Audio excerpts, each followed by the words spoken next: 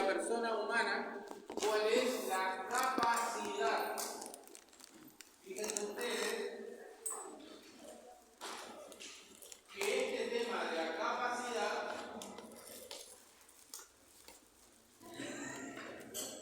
es muy importante. Desde ya les digo, seguro pregunta de examen. No sé si me entienden. Entonces, ¿por qué?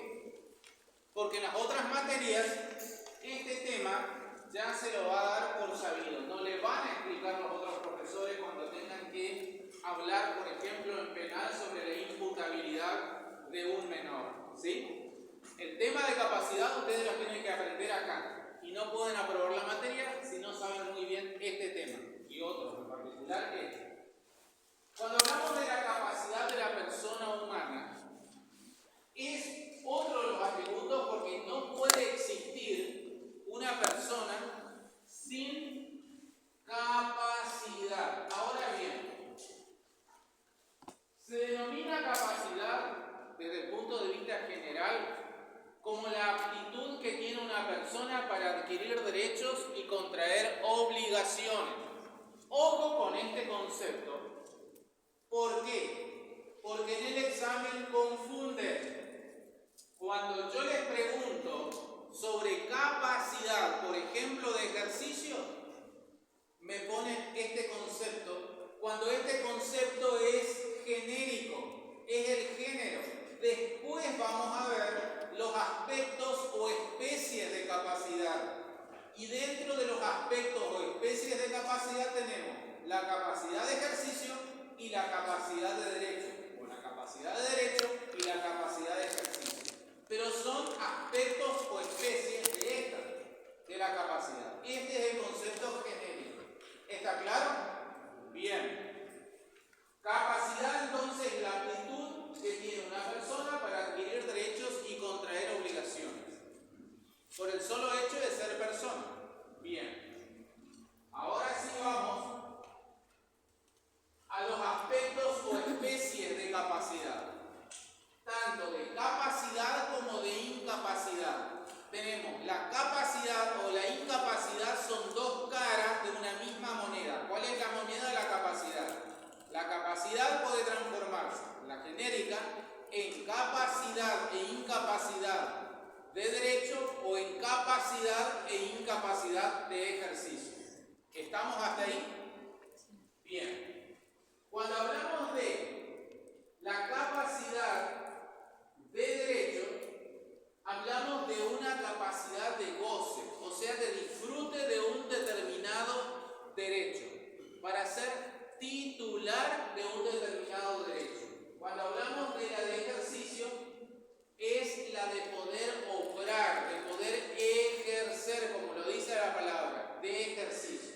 Concretamente, acá están los conceptos. ¿De dónde se desprende? Del articulado del Código Civil y Comercial. ¿Sí? Tenemos en el artículo 22 del Código Civil y Comercial, les pongo para que a la hora de repasar lean. El concepto de capacidad. Vamos a ver primero la capacidad. La capacidad de derecho. La capacidad de derecho significa tener la aptitud, la persona, para ser titular de relaciones jurídicas, lo que implica que es la aptitud para ser titular de derechos.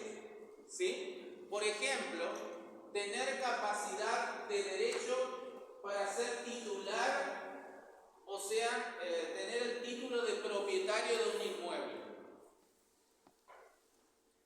Todos, en principio, tenemos la capacidad de derecho en forma genérica. ¿Sí? La capacidad de derecho. Por eso, cuando hablemos de persona por nacer, que es la que se encuentra en el vientre materno, pueden adquirir derechos estando en esa situación. Ustedes dirán, ¿puede tener capacidad de derechos? Sí, porque puede ser titular de derechos aún no habiendo nacido. Fíjense ustedes. Por el solo hecho de tener un reconocimiento legal, un reconocimiento del Código Civil y Comercial en cuanto a la protección. Protege desde el momento mismo de la concepción, habíamos visto acá, ¿no? Habíamos Sí. ¿Hablado en clase? Sí. Bueno, perfecto. ¿Quedó claro entonces el concepto de capacidad de derecho? ¿Sí? Bien. Vamos a la capacidad ahora de ejercicio, o sea, la de obrar. ¿En qué consiste? Bueno, ahí nos tenemos que ir al artículo 23 del Código Civil y Comercial. ¿En qué consiste? En la posibilidad de la persona humana de poder ejercer por sí mismo los derechos y cumplir las correlativas obligaciones o deberes jurídicos que esas relaciones jurídicas suponen. La característica de la capacidad de ejercicio es la aptitud para poder realizar por sí mismo. ¿Está?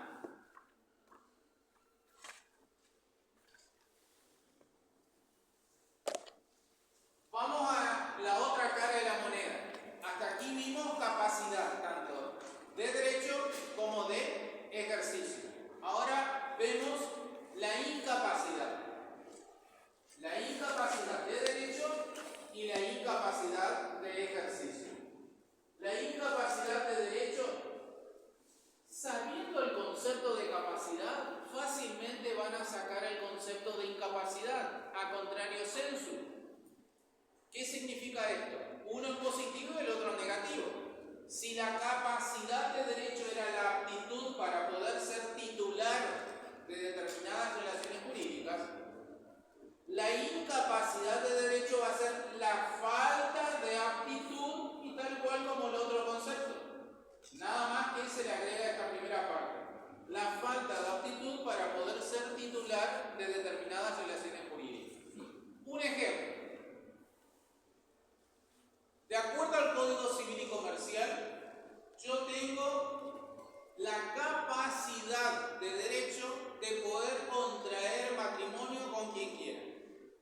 Pero sin embargo, esta capacidad de derecho no es absoluta, porque ese es el principio general. Yo puedo contraer matrimonio con quien quiera, pero sin embargo, hay algunos artículos del Código Civil y Comercial que me impiden contraer matrimonio con determinadas personas. Y ahí estaría ante la incapacidad de derecho para realizar ese acto jurídico y tener la titularidad respecto de determinadas personas. Como por ejemplo, no puedo contraer matrimonio con mi hermano, por razones de qué. ¿Sí? Bueno, sí, o sea, que tiene que ver con lo legal, con lo moral, ¿sí? Y también por razones sanguíneas, ¿sí? Bien. Ahí está lo que es la incapacidad de derecho. Les digo algo. Cuando hablamos tanto de la capacidad como la incapacidad de derecho, repito, de derecho, siempre, y eso grábense en sus cabecitas, siempre va a ser relativa. Repito, la capacidad como la incapacidad de derecho siempre va a ser relativa. ¿Qué significa esto? Que no tengo la capacidad absoluta de todos los derechos que figuran en el Código Civil y Comercial para ser titular de todos esos derechos. A contrario sensu, no existe en ninguna parte del Código Civil y Comercial una incapacidad absoluta de derecho. Porque si existiera la incapacidad absoluta de derecho, estaríamos ante la figura del muerto civil. Este muerto civil es un instituto que se aplicó en el derecho comparado. ¿En qué derecho? En Francia. ¿A quiénes? A los que ingresaban a comunidades religiosas o aquellos que eran privados de su libertad. ¿Y en qué consistía aplicarle el instituto de la muerte civil? En transformarlo en una mera cosa, en quitarle la personalidad jurídica, y solamente tenían derecho a la alimentación y a la vestimenta, pero todos los demás derechos desaparecían.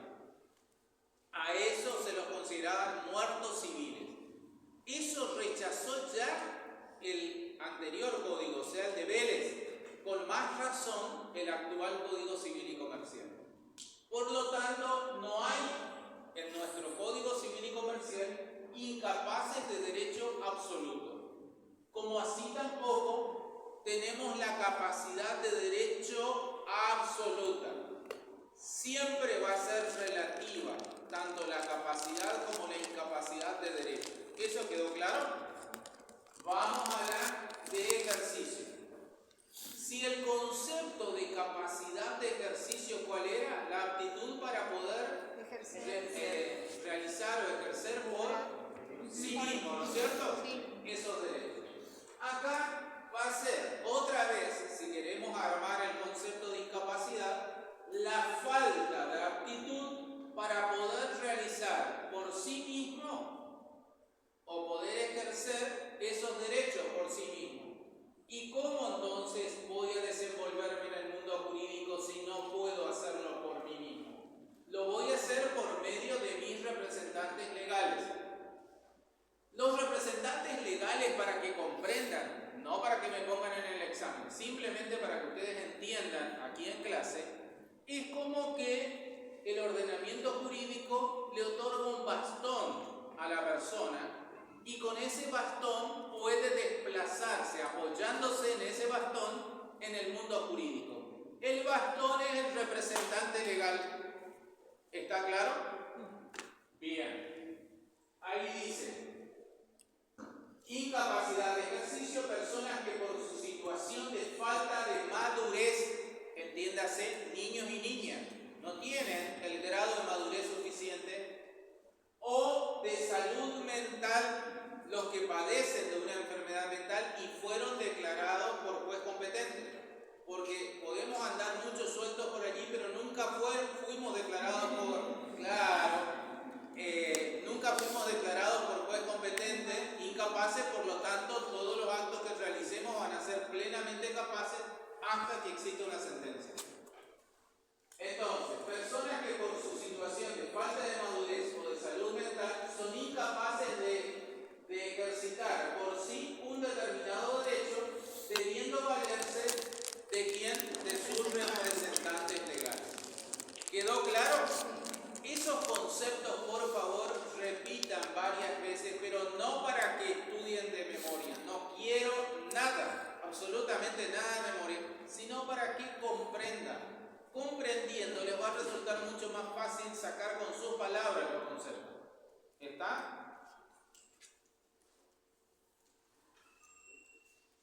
Vamos a los caracteres, pero los caracteres ¿de cuál de los aspectos? Su especie.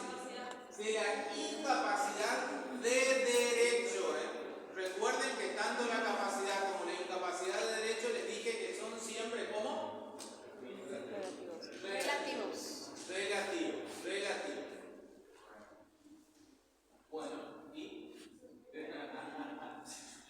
Buen viaje. Bueno, buscate acá y ponete. Pero solamente ella. El resto, siga acá conmigo.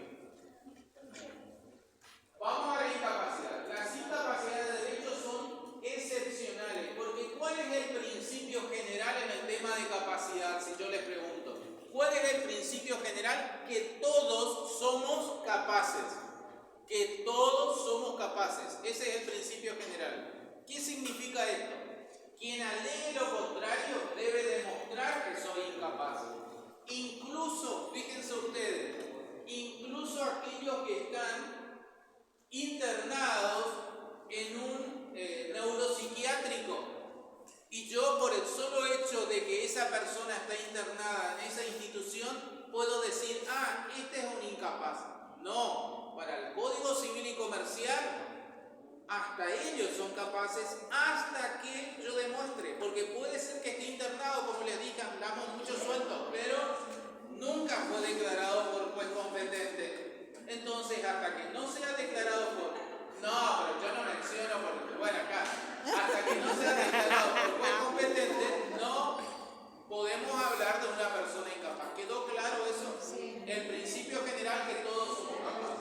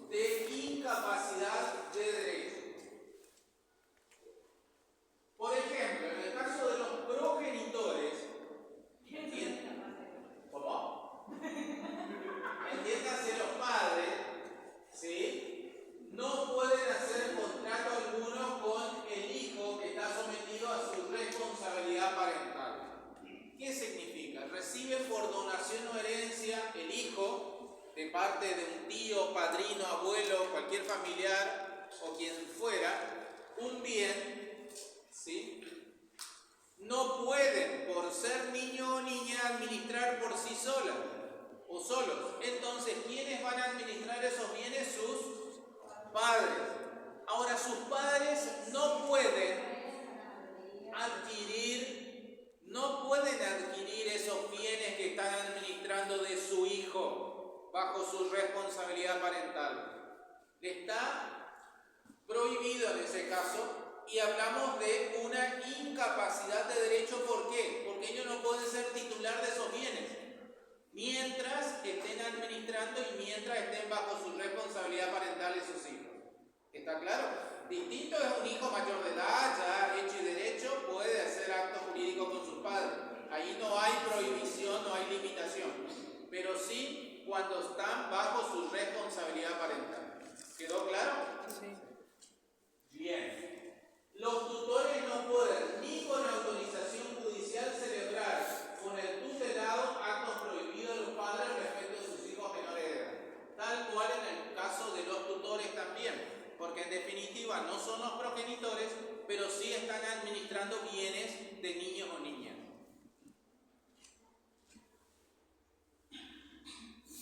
No pueden contratar en interés propio. Escuchen. Los funcionarios públicos respecto de bienes de cuya administración o de enajenación están o han estado encargados. Si yo soy jefe de un organismo público y tengo, qué sé yo, móviles en la institución para las tareas que realiza el personal, yo no puedo adquirir, no puedo transformarme en titular de esos automóviles o de esa movilidad si no se sigue lo que es la reglamentación de licitación y demás que establece el derecho administrativo, ¿sí? Pero yo, funcionario, no puedo adquirir algo que yo estoy administrando. Es como también querer adquirir algo que estoy administrando de mis hijos, que están bajo mi responsabilidad parental. Exactamente lo mismo. Entonces acá, ellos, los funcionarios, no tienen, ¿qué cosa? ¿Capacidad o son incapaces de qué? ¿De qué el título? ¿De poder contratar? Incapaces de derecho. Incapaces, porque estamos viendo ejemplos de incapacidad de derecho. ¿Quiénes más? Los jueces. ¡Wow! Los jueces, funcionarios y auxiliares de la justicia, los árbitros y mediadores y sus auxiliares respecto de los bienes relacionados con el proceso en los que intervienen o han intervenido. Los jueces que están llevando adelante, o sea, en su tribunal, un sucesorio, no pueden pretender hacerse de los bienes del sucesorio que tienen en sus manos, donde ellos tienen que dictar sentencia. ¿Está claro? Podrán adquirir bienes por otro lado, pero no aquellos que se están tramitando en su juzgado.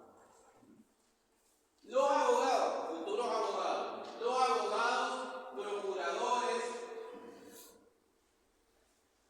respecto de bienes litigiosos en procesos que intervienen o han intervenido. Tampoco. El abogado que le asista a uno de los herederos no puede hacerse de los bienes de la herencia. Y ahí inmediatamente dicen, pero ¿cómo? Yo conozco un caso, un abogado que se quedó con los bienes. Ahora, lo que pueda pactar con su cliente, pero con posterioridad al proceso sucesorio, y que el cliente decida o vender lo que le tocó de herencia para pagar al abogado o directamente pagarle con algo de lo que haya recibido. Pero eso es una decisión que lo hace con posterioridad el cliente para regularizar el tema de los honorarios con su abogado. Pero en el proceso no puede. ¿Está claro? Los cónyuges, bajo el régimen de comunidad, que es el de los bienes gananciales, lo que tienen en común los esposos,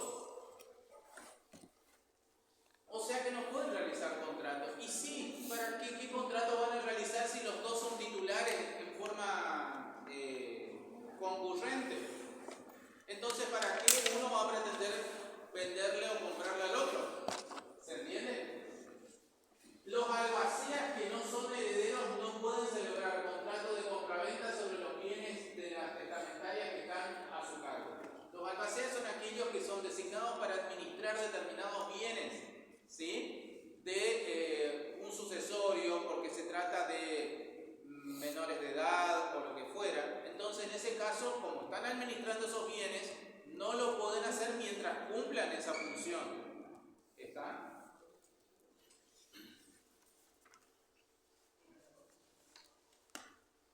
No pueden suceder por testamento los tutores y curadores respecto de sus pupilos si estos mueren durante la tutela o curatela o antes de ser aprobada la cuenta definitiva de la administración. Si yo fui designado curador, o sea, representante legal de un incapaz, de una persona que fue declarada incapaz por padecer de una enfermedad mental, no puedo hacerme de esos bienes que estoy administrando y que debo rendir cuenta al juez del proceso por el cual se lo declaró incapaz, hasta que termine mi tarea. Con posterioridad, cuando yo ya dejo de ser curador, es otra cosa. Pero mientras yo administre, ¿qué garantía hay de que no haga algo raro?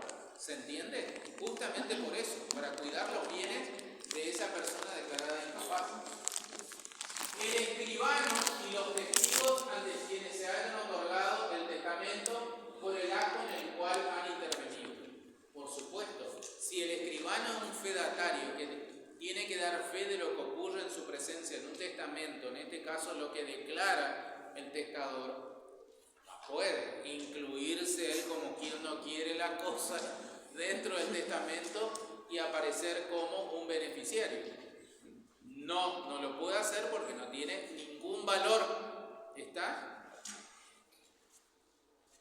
Los ministros de cualquier culto y los líderes o conductores espirituales que hayan asistido al causante en su última enfermedad. Doná todos tus bienes que yo te garantizo el paraíso. Bueno, eso no lo pueden hacer. ¿Sí? Por lo menos lo que dice acá el Código Civil y Comercial. Lo que hagan después por izquierda, habría que investigar cómo lo hicieron también, ¿sí? Pero en principio existe la incapacidad de derecho. ¿Comprenden estos ejemplos cuando se les pide en el examen y se ahogan en un vaso de agua? Porque mira la cantidad de ejemplos que tienen acá en el material, más lo que pueden encontrar en cualquier autor, y no me pueden dar un ejemplo de incapacidad de derecho. Es porque no comprendieron nada, estudiaron por arriba. ¿Estamos? Acá tienen para entretenerse. Vamos a las incapacidades de ejercicio. En el caso de las incapacidades de ejercicio, fíjense ustedes, acá dice material establecido por la ley para preservar o defender los intereses de personas. ¿Pero por qué? Por la situación de vulnerabilidad en que se encuentran esas personas. Como ser en el caso de aquellas personas que por su falta de madurez o de salud mental no se encuentran en condiciones de ejercer por sí los derechos o de cumplir las obligaciones o deberes jurídicos a su cargo derivadas de la relación jurídica. Ahí es entonces que la ley, el Código Civil y Comercial, la norma jurídica le otorga el bastón que sería el representante legal para que pueda desenvolverse en el mundo jurídico. Solamente será válido siempre y cuando lo haga por medio de sus representantes legales. Si un niño o niña pretende vender un bien del cual es titular, es de ningún valor. Y ahí vamos a vincular esto que termino de decirles con la última unidad, que es ineficacia de los actos jurídicos. Es nulo, de nulidad absoluta. Acá no hay mucho que investigar. ¿Se trata de un menor? Listo. Nulo. No es lo mismo que si está presente un vicio que puede ser, qué sé yo, el dolo, violencia, alguien que fue obligado a firmar un contrato. Bueno, eso lo tiene que probar y por lo tanto es parte de un proceso. Acá ni siquiera hay que investigar demasiado. Acá ya está evidente la normalidad. Es un niño, entonces un niño no puede vender un bien, si bien es titular, pero no lo puede. Existe una incapacidad de ejercicio. En realidad el término es de poder sí puede, pero por medio de su representante legal. ¿Está? Vamos a ver los caracteres de esta incapacidad. No confundan con la otra que era de derecho. Esta era de ejercicio. Tiene carácter protectorio, intuitivo, como decíamos, para justamente proteger a estas personas vulnerables. Son susceptibles de ser suplidas estas incapacidades. La de ejercicio se suple. ¿La de derecho se suple o no? No, esa es la respuesta genérica que tiene que existir acá en el aula. No, la de derecho no. ¿Soy o no soy titular? ¿Puedo o no puedo ser titular de determinados derechos? Acá, mi incapacidad de ejercicio la puede suplir ¿quién? Mi representante legal. No lo puedo hacer yo, pero lo hago a través de mi representante legal. O mi representante legal lo hace por mí. ¿Está claro? Entonces suple mi voluntad, suple la representación. A diferencia de la incapacidad de derecho, por si hay alguna duda, les vuelvo a poner acá, las incapacidades de ejercicio pueden ser absolutas o con capacidad restringida. ¿Qué significa esto? Que a una persona, en el tema de capacidad, quiero aclarar algo, el juez antes de tomar una decisión tiene que estar muy seguro de que se trata de una persona que carece de discernimiento y por lo tanto no puede comunicarse con su entorno para declararla incapaz. Declararla incapaz es el último extremo al cual va a recurrir el juez. En primer término, lo que puede hacer el juez es declarar su capacidad restringida, pero no declarar de una incapaz, salvo que sea muy evidente, porque va a tener una entrevista con la persona afectada y de la entrevista más las pruebas aportadas, sí es evidente, esta persona está en su mundo totalmente alejado de su entorno. Entonces, en ese caso sí le puede declarar de una incapaz, pero en principio va primero por la restricción a la capacidad. Declarándole con capacidad restringida, en la misma sentencia donde lo declara con capacidad restringida, le va a designar un sistema que se llama sistema de apoyo. Este sistema de apoyo está integrado por más de una persona. ¿Y cuál es el rol que va a cumplir este sistema de apoyo? Como lo indica la palabra, es guiarlo, es aconsejarle al con capacidad restringida a la hora de tener que tomar la decisión para realizar determinados actos. Porque en la misma sentencia donde restringe la capacidad de la persona y le designa su sistema de apoyo, también va a especificar para qué actos necesita la anuencia o el consentimiento o la sugerencia de su sistema de apoyo y para qué otros actos puede actuar libremente la persona. Porque recuerden, acá no hablamos de un incapaz, acá hablamos de una persona con capacidad restringida. Hay actos que puede realizar por sí solo sin ningún impedimento y hay otros para los que va a necesitar la anuencia de su sistema de apoyo. Decirle si estamos de acuerdo, entonces se hace el acto. ¿En qué casos podrá actuar solo? Y en la mayoría de aquellos casos vinculados a los derechos de familia. Por ejemplo, contraer matrimonio podrá hacerlo libremente. No va a ir a consultarle, me quiero casar, ¿ustedes están de acuerdo al sistema de apoyo? No, lo mismo el reconocimiento de un hijo. Miren, tuve un hijo, quiero reconocerlo, ¿ustedes están de acuerdo? No, lo puede hacer libremente. Esos son actos que los puede hacer por sí solo. Otros actos de disposición de poder vender algún bien de su propiedad, seguramente el juez le va a restringir y le va a exigir que tenga la anuencia de su sistema de apoyo. Y ustedes se preguntarán, pero ¿y si no está de acuerdo el sistema de apoyo? Y la persona quiere vender ese bien. Como hay aquí intereses contrapuestos, entonces quien va a decidir es el juez, teniendo en cuenta la situación particular de la persona con capacidad restringida.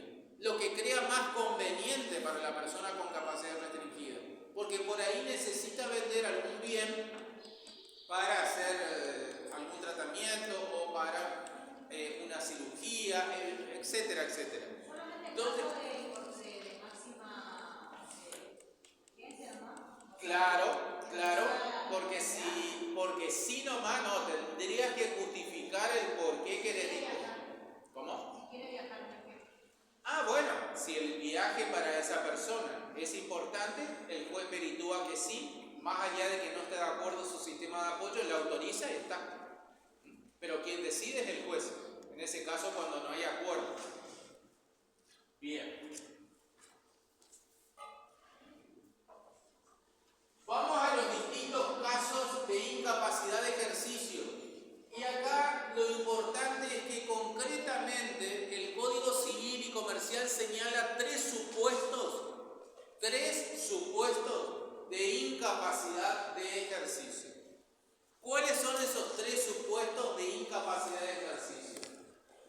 Artículo 24. Las personas por nacer, las que se encuentran en el vientre materno, obviamente, si están dentro del vientre materno nunca podrán ejercer por sí mismos. Entonces, en ese caso, ¿qué va a pasar? ¿Quiénes van a ejercer por la persona por nacer? Sus padres. Exactamente, sus representantes legales, que son sus padres.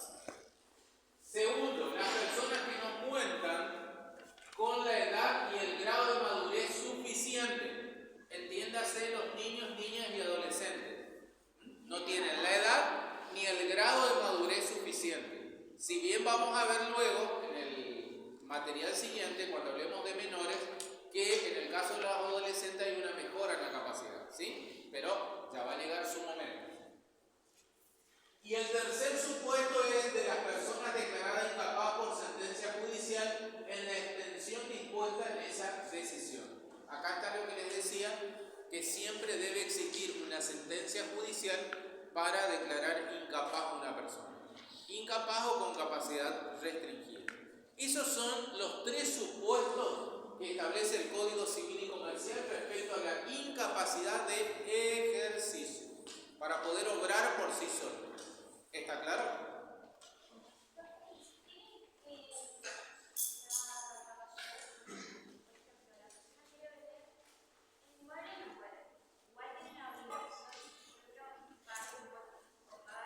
Sí.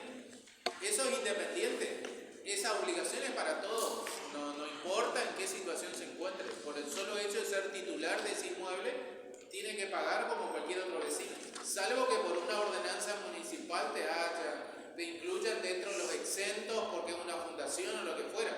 Pero mientras no tenga esa excepción, tienes que pagar. ¿Cómo?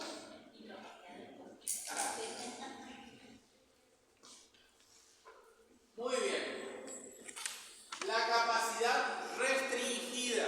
Les dije que hay una diferencia entre tener plena capacidad y tener la capacidad nada más que restringida. En este caso el artículo 32 dice, son aquellas que padecen una adicción o una alteración mental permanente o prolongada. Ojo, no es eso de que por un surmenaje el profesor Oviedo piensa estudiar demasiado, un surmenaje se me fue, pero recupero la semana siguiente. No, en ese caso solamente era para el examen, que no me acordaba de nada. Y después le superé. No, acá es de forma permanente. Y esa permanencia hace de que incida en tu vida personal, en su vida personal, lo que hace de que pueda realizar actos perjudiciales para sí y para su patrimonio. Entonces tiende a proteger la ley restringiendo su capacidad. Son aquellas que padecen una adicción y fíjense ustedes que el mismo enfermo, la persona adicta, se da cuenta de que cuando está en ese estado se pone vulnerable y puede realizar actos perjudiciales. Entonces él mismo puede solicitar su restricción a la capacidad. Ya vamos a ver enseguida. Siempre que se estime que del ejercicio de su plena capacidad puede resultar un daño a su persona o a sus bienes. Es lo que le decía. ¿Qué es lo que tiende a proteger? Eso. ¿Sí? Habla de las personas con adicción. Las que juegan, ¿se puede poner una restricción? Eso se llama inhabilitación. Los inhabilitados, que es el único supuesto que se mantiene del código anterior, del código de Vélez, donde estaban incluidos también los adictos, pero las adicciones. Pero el actual código lo sacó y lo incluyó dentro de los con capacidad restringida y dejó solito para ser inhabilitado al ludópata, al jugador compulsivo. ¿Sí? Pero el procedimiento, vamos a ver la clase siguiente, hoy ya no creo, porque vamos a ver otro tema antes, cuando hablemos del proceso para declarar a una persona con capacidad restringida o incapaz, vamos a ver allí con detenimiento también los inhabilitados. Muy bien.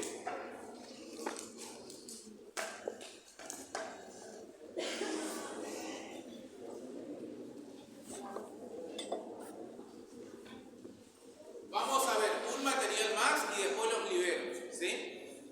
Porque tenemos que llegar en tiempo y forma al tipo el proceso judicial. Tenemos que llegar también en tiempo y forma al examen.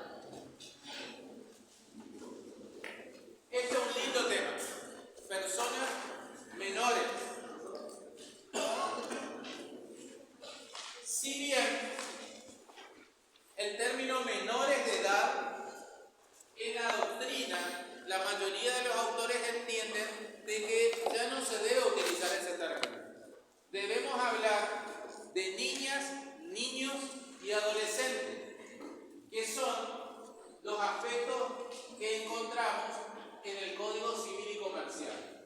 Pero antes debemos dar el concepto, porque nos guste o no nos guste, opinen como opinan los doctrinarios, lo cierto es que en el Código Civil y Comercial seguimos encontrando el término menores. De hecho, el artículo 25 del Código Civil y Comercial describe qué se entiende por menores. Los menores de edad, ¿quiénes son? Aquellas personas que no han cumplido la edad de 18 años. Porque ustedes saben que a partir de los 18 años se adquiere la plena capacidad, ¿sí? Ahora, hay algo que incorporó el Código Civil y Comercial actual, el vigente, que no lo tenía al deber. ¿Cuál es? El Código denomina adolescente a las personas menores de edad que hayan cumplido 13 años, lo que implica que desde la edad de 13 a 17 inclusive, ahí está, estamos ante los adolescentes, que es una figura que no estaba presente en el Código de Vélez y ahora en el actual sí. Niños y niñas, ¿desde cuándo? Desde el nacimiento hasta los 12 años. Así tuvo que haberse expresado el legislador a la hora de redactar el Código Civil y Comercial. Sin embargo, ustedes van a leer y dicen que niñas y niñas van desde el nacimiento hasta los 13 años. Pero ¿y si antes me dijiste que a partir de los 13 en adelante es adolescente? Entonces lo correcto es decir, desde el nacimiento hasta los 12 años inclusive. ¿Por qué? Porque de los 13 hasta los 17 años inclusive son adolescentes. Van a leer por ahí que adolescente hasta los 18 en el Código Civil. Pero ¿cómo? Si me dijiste que a partir de los 18 ya se adquiere la plena capacidad, debería expresarse de esta manera. Este es mi cuadro y así es como yo pretendo que ustedes también se expresen correctamente. Desde los 13 hasta los 17, inclusive adolescentes. De 18 en adelante, plena capacidad. Siempre y cuando antes no hayan sido declarados con capacidad restringida o incapaz. Aún cumpliendo los 18 años, van a seguir teniendo esa incapacidad.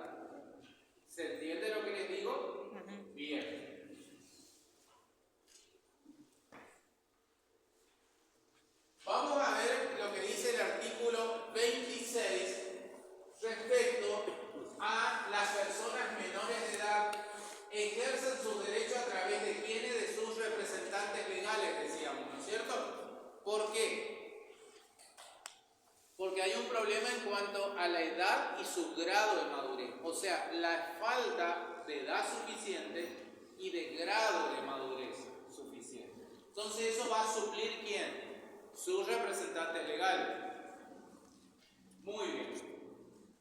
¿Qué dice el artículo 26? La persona menor de edad ejerce sus derechos a través de sus representantes legales. No obstante, la que cuenta con edad y grado de madurez suficiente puede ejercer por sí los actos que le son permitidos. ¿Vieron la fuerte influencia del derecho público sobre el derecho privado? Entiéndase derecho constitucional. Porque esto que hablamos del grado de madurez y la edad son principios que vienen de la Convención de los Derechos del Niño que está en el artículo 75, inciso 22 de la Constitución. ¿Y cómo si la Constitución es de derecho público? Ahí está la gran influencia del derecho público sobre el derecho privado. En situaciones de conflicto de intereses con sus representantes legales puede intervenir con asistencia letrada. ¿Qué les parece?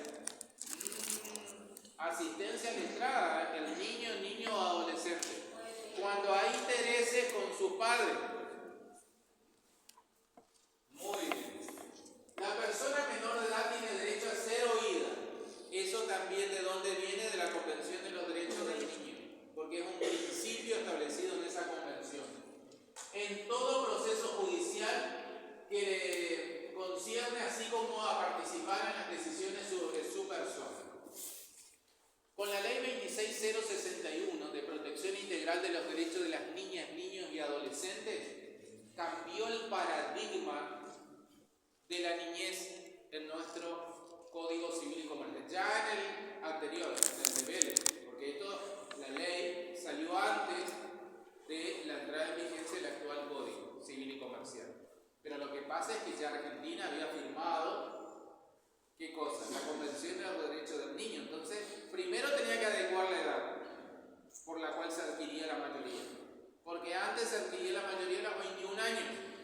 Y la Convención de los Derechos del Niño dice, se es niño hasta los 18 años. Entonces había que bajar, acomodar lo primero que se hizo.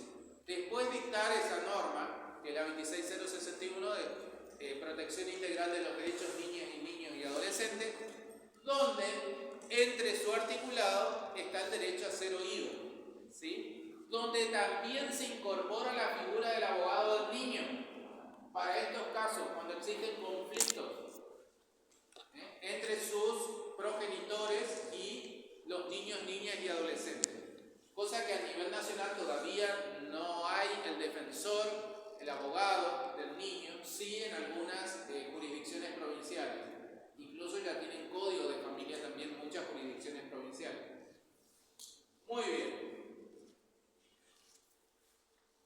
Este derecho concretamente en el Código Civil y Comercial, el derecho a ser oído, es una obligación en todo proceso de adopción a partir de los 10 años. Claro que el límite de los 10 años es arbitrario porque si bien pone como piso el Código Civil y Comercial, siempre va a depender del grado de madurez de ese niño o niña que va a ser adoptado, y eso lo va a valorar el juez, porque incluso puede entrevistarse con un niño menor de 10 años, vamos a suponer de 6, 7 años, y tener un diálogo porque es maduro o madura, y preguntarle si quiere o no ir con esa familia que pretende adoptar. Tener un diálogo, cómo le fue con la etapa de vinculación, porque tienen una primera etapa de vinculación donde conviven unas horas, unos días y así paulatinamente, y eso les sirve a ese niño o niña para darse cuenta si quiere o no integrarse. O sea, tienen derecho. ¿Por qué? Porque a partir de la 26065 y con la incorporación de lo que dice cambió el paradigma, dejaron de ser un mero objeto, los niños, niñas y adolescentes, para pasar a ser sujetos de derecho. Y al ser sujetos de derecho significa que tienen derecho a esto, a ser oídos, a tenerlo en cuenta. Antes, en un divorcio era un botín de guerra los niños. Total, no importaba. Y le usaban a los hijos para obtener ventajas cuando había que justificar, había una causa, debía presentar una causa de divorcio. Ahora no. Ahora ya no existe causa y al mismo tiempo son sujetos de derecho. Entonces ellos deciden también con qué padre ir a vivir. Pero a partir de los 10. A partir de los 10 años, eso en el caso de el proceso de adopción. ¿Sí? Pero siempre les digo que queda a criterio del juez o la jueza tener la entrevista con ese niño o esa niña dependiendo de su grado de madurez. Porque ahora los chicos vieron que ya nacen con un celular en la mano, vivísimo, saben manejar mejor que yo en el compu. O sea, con eso les digo todo.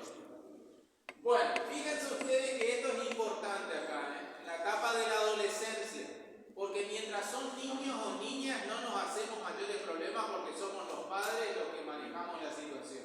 Ahora en la etapa de la adolescencia, como bien dice la palabra adolecemos también los padres. ¿Por qué? Fíjense, se presume que el adolescente entre 13 y 16 años tiene aptitud para decidir por sí respecto de aquellos tratamientos que no resultan invasivos ni comprometen su estado de salud o provocan un riesgo grave en su vida o integridad física. Siempre y cuando se cumplan esos requisitos, esos adolescentes pueden decidir por sí mismos, porque no está en juego, no está en peligro su vida, su salud, su integridad física, no hay riesgos. ¿Está? Estos se llaman tratamientos no invasivos, que no resultan invasivos. ¿Y qué ejemplos me pueden dar de tratamientos, a ver, no invasivos?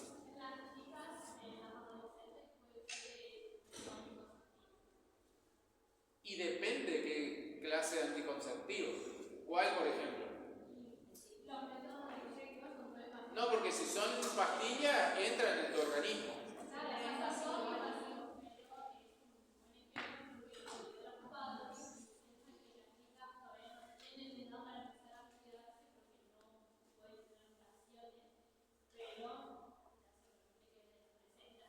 No invasivo sería un tratamiento natural de anticonceptivo.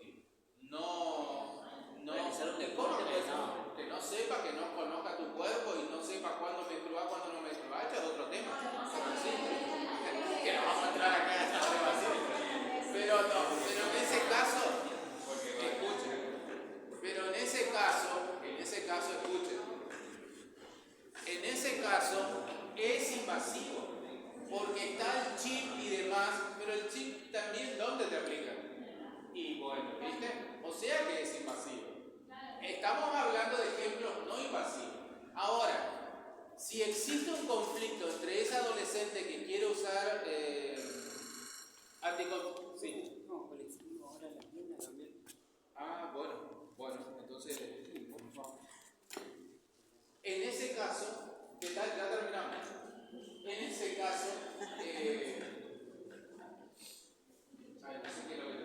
No invasivo. ¿Cuál sería un ejemplo? ¿Cuál sería?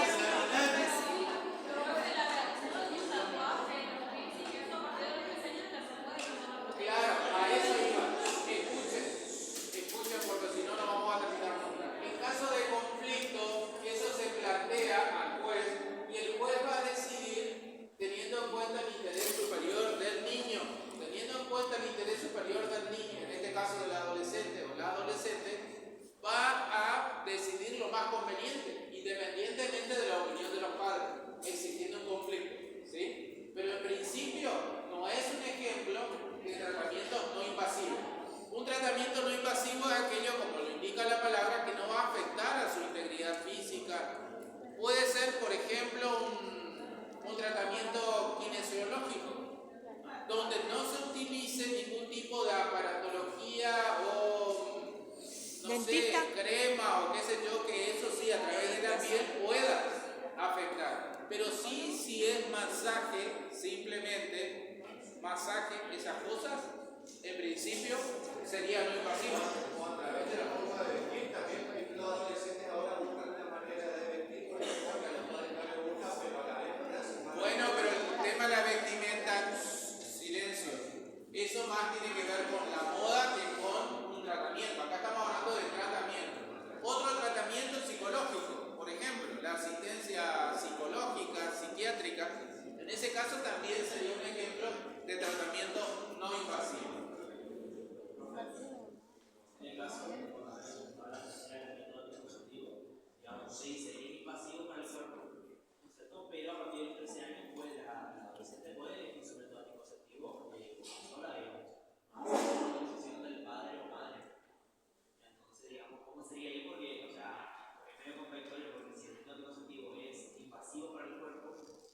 Bueno, acá está el tema de la prelación de las leyes, la famosa pirámide de Kelsen, ustedes estudiaron, ¿no es cierto? Bueno, lo deben saber muy bien. Entonces, ¿qué es lo que está por arriba? La Constitución. Esta es la Constitución. Bajando de la Constitución justamente principios que conforman el articulado del Código Civil y Comercial.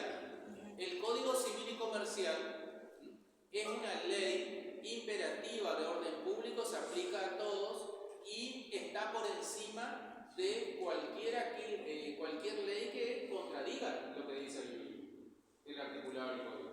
Entonces también es cuestionable el tema de la edad para ciertas cosas. Porque si no, no tendría sentido, entonces no tendríamos que estudiar este artículo donde habla de la posibilidad de que el adolescente en determinados tratamientos lo pueda hacer por sí solo y en otros necesite del consentimiento de sus padres.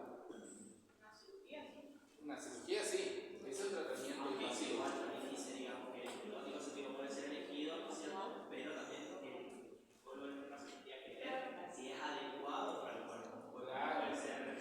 Cada organismo es aparte.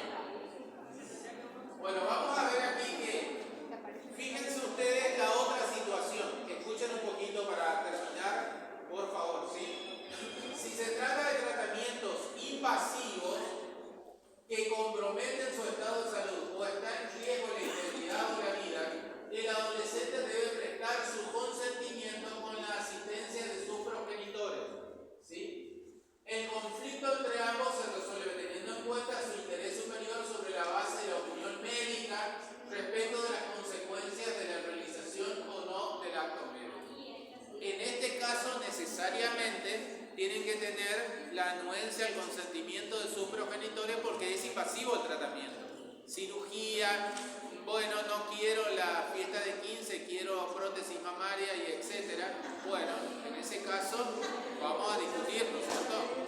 Entonces, no, pero por favor, vamos a mantener la calma, ¿sí?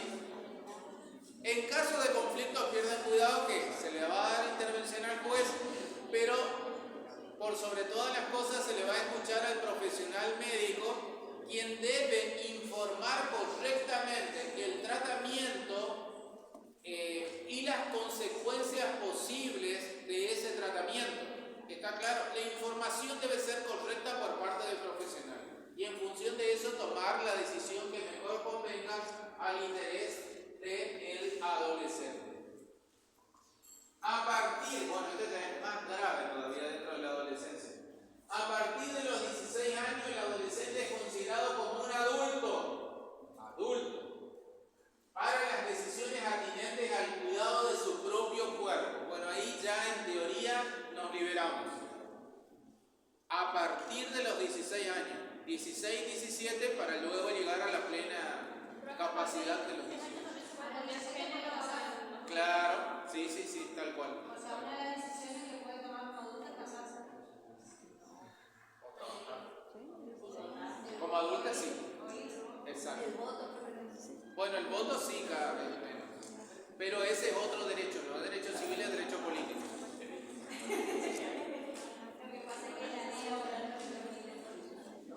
Bueno, vamos a ver, escuchen una cosita, para ir terminando. Los actos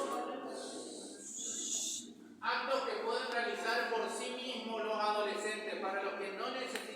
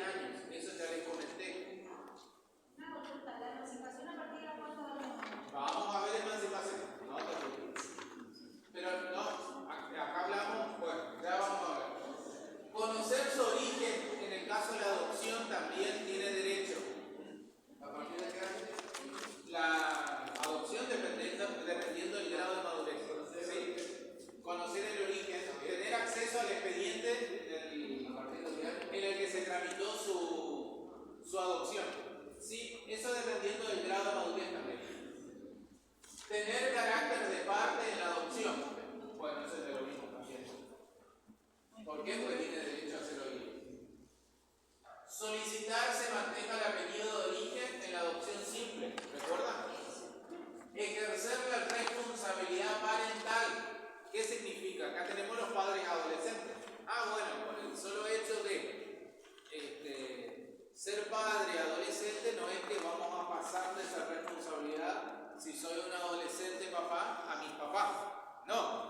Vos hiciste la cosa, asumí la responsabilidad de reconocer a tu hijo y asumí la responsabilidad parental con las obligaciones que eso implica. Para lo cual, para reconocer a un hijo no tienen que ir a preguntarle al papá, así como para hacer lo que hicieron no fueron a preguntarle, entonces de la misma manera para reconocer a un hijo no tienen por qué ir a preguntarle al papá. Tienen la administración de los bienes adquiridos mediante trabajo, profesión e industria. En este caso sí, van a administrar aquellos bienes que recuerden que la edad mínima para el trabajo es a partir de los 16 años. Menos de 16 años es trabajo prohibido. Por lo tanto, de los 16 en adelante, todos aquellos que,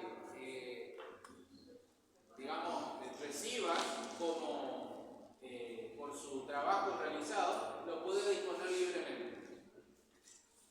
Si vive en mi casa, no.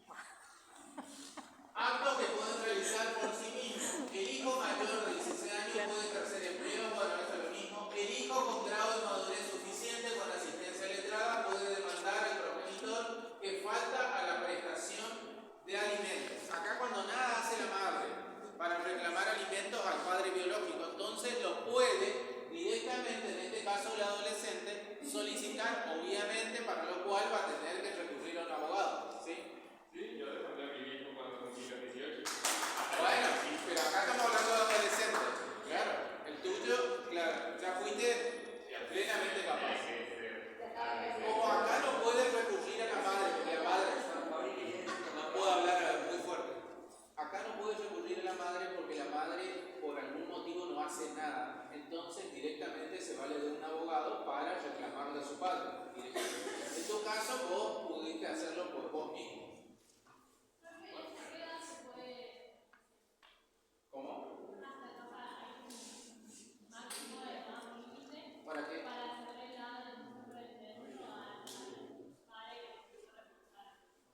¿A tu papá? No, la obligación que tienen los padres, pero rapidito para ir a esto, los actos que sí necesitan. La responsabilidad parental es hasta los 25 años si estudian y lo demuestran y después ya son libres. Más allá de que sigas viviendo en la casa de tu padre, pero ya puedes hacer lo que quieras con tu vida. Y si violan en ausencia, si le reconoce a los 25, 24, igual. No, pero estoy hablando de aquellos que fueron reconocidos, ya tienen la obligación hasta los 25 años. Ahora, si con posterioridad vos iniciar la acción de filiación porque no fuiste reconocida por tu padre, habiendo ya vencido la edad en que tenía la obligación, vos podés reclamarle indemnización por el incumplimiento con anterioridad, pero tenés que probar que realmente nada, no ha cumplido absolutamente nada. Bueno, vamos a los actos que pueden realizar por sí mismos. Los progenitores adolescentes que o no casados ejercen la responsabilidad parental de sus hijos, pudiendo decidir y realizar por sí mismos las tareas necesarias para el cuidado. Yo les dije que así como pueden reconocer, también tienen la obligación de poder sino de asumir la responsabilidad en cuanto al colegio, la alimentación, vestimenta, etcétera, etcétera, de esos hijos que reconocieron. Las personas menores de edad que han obtenido título habilitante, bueno, eso ya vimos que sí lo pueden ejercer libremente, no hay ningún problema. Si el hijo tiene doble vínculo filial, claro que siendo adolescente, a partir de los 16 años, necesitan también la anuencia del padre y de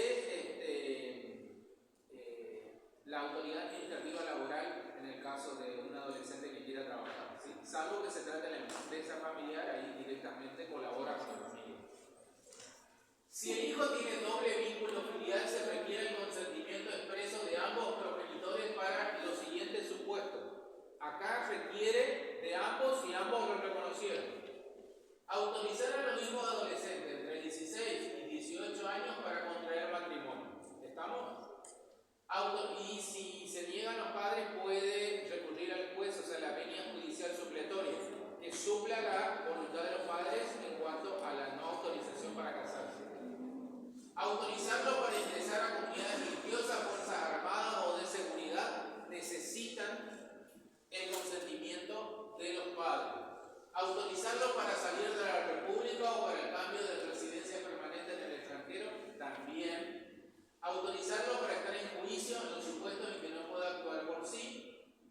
administrar los bienes de los hijos, excepto que se haya delegado la administración. Entonces, autorizarlo para estar en juicio, en este caso, es cuando son menores de edad y por lo tanto le quieren reclamar alimento a los padres. Entonces actúa la madre en representación de su hijo haciendo el reclamo. Si el reclamo es para ambos. Con más razón. Con más razón. Pero, ¿y por qué sería si ya no están, ya se divorciaron? Si digamos, el hijo previamente, por por así decirlo, no sé, y quiere demandar a su padre para que se En ese caso a los dos. A los dos. pero si no autoriza. ¿Cómo que? No, en ese caso se vale del abogado del niño o del adolescente. Sí. En todos estos casos, si uno de los progenitores no da su consentimiento o media imposibilidad para prestarlo, debe resolver el juez teniendo en mira el interés familiar, acá no del menor, sino de la familia. Como el acto involucra a hijos adolescentes, es necesario siempre el consentimiento expreso de ellos.